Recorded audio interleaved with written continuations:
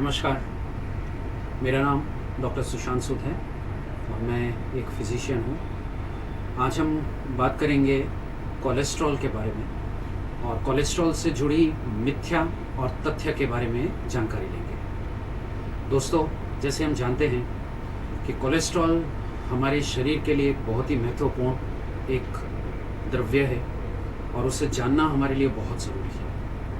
हम बहुत ही लीनियंट रहते हैं कोलेस्ट्रॉल शब्द के लिए।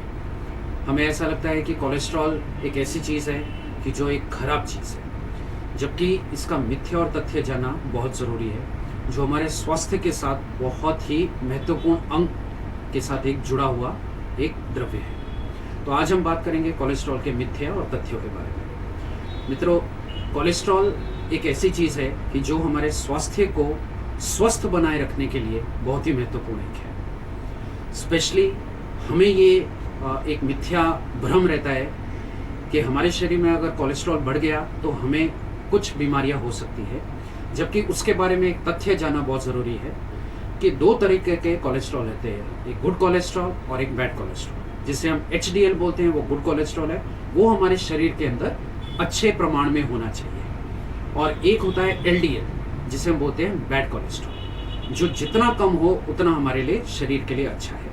और ये दोनों का बैलेंस बहुत ज़रूरी है और इनका बैलेंस हमारे जीवन शैली पे, हमारे खान पान पे बहुत ज़रूरी असर करता है। तो एक और मिथ्या ये है या एक और भ्रम ये है कि अगर ज़्यादा कोलेस्ट्रॉल खाएंगे तो और ज़्यादा कोलेस्ट्रॉल गुड कोलेस्ट्रॉल बनेगा, जबकि ये भ्रम है।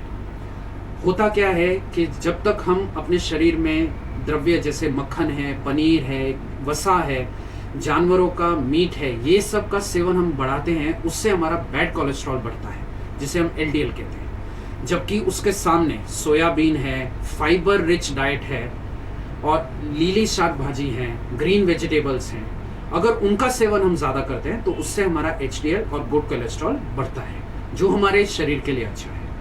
अच्छा, जहां हम बात करते हैं मिथ्या और तथ्य की, तो सबसे महत्वपूर्ण हमारे लिए है व्यायाम, शारीरिक और मानसिक व्यायाम। खाने के बाद 30 मिनट से 45 मिनट की अगर आप वॉकिंग, ब्रिस्क वॉकिंग करते हैं, चाहे आपने जैसा भी भोजन लिया है, वो हमारे कोलेस्ट्रॉल को बैलेंस रखने में बहुत महत्वपूर्ण है। उसके सामने स्पेसिफिकली हम बात करते हैं लिक्विड डाइट की, प्रवाही चीज़ों की।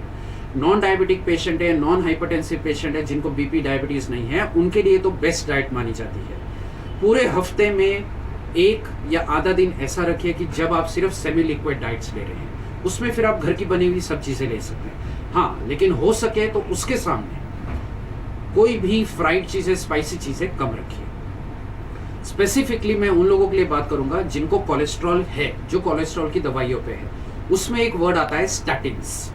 तो स्टैटिन्स एक ऐसी दवाई का नाम है कि जो कोलेस्ट्रॉल को नियंत्रित रखने में काम करता है। उसका एक भ्रम दिमाग में रहता है कि इससे खून पतला होता है, ये होता है, उसका ऐसा कोई काम नहीं है।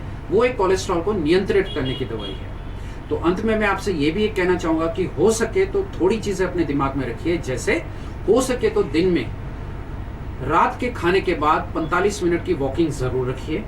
थोड़ा शारीरिक व्यायाम अपने उम्र और एज के हिसाब से रखिए और हो सके उतना पानी का सेवन रखिए। अगर फिर भी कुछ ऐसा लगता है तो सबसे नज़दीकी डॉक्टर के पास जाके अपनी जांच करवाएं। 40 से 45 उम्र के लोगों को अपने 6 महीने में कोलेस्ट्रॉल लिपिड प्रोफाइल की जांच करवानी चाहिए, ताकि वो स्तर नियंत्रित रखे सके। Thank you so much. फिर भी कुछ लगे तो ज़रूर मिलेंगे अगले वीडियो में। Thank you.